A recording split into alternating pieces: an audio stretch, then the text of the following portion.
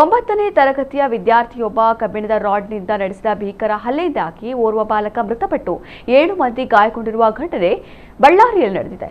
ಬಳ್ಳಾರಿ ಜಿಲ್ಲೆಯ ಗುರುಕುಲ ವಸತಿ ಶಾಲೆಯಲ್ಲಿ ಈ ಘಟನೆ ನಡೆದಿದೆ. ರಾತ್ರಿ ಊಟದ ಬಳಿಕ ಎಲ್ಲ ವಿದ್ಯಾರ್ಥಿಗಳು ಹಾಸಿಗೆಗಳಲ್ಲಿ ಮಲಗಿಕೊಂಡಿದ್ದ ವೇಳೆ 9ನೇ ತರಗತಿಯಲ್ಲಿ ಓದುತ್ತಿದ್ದ ಒಬ್ಬ ವಿದ್ಯಾರ್ಥಿ ಮಂಚದ ರಾಡ್ ತೆಗೆದುಕೊಂಡು ಸಹ ವಿದ್ಯಾರ್ಥಿಗಳ ಮೇಲೆ ಹಲ್ಲೆ ನಡೆಸಿದ್ದಾರೆ.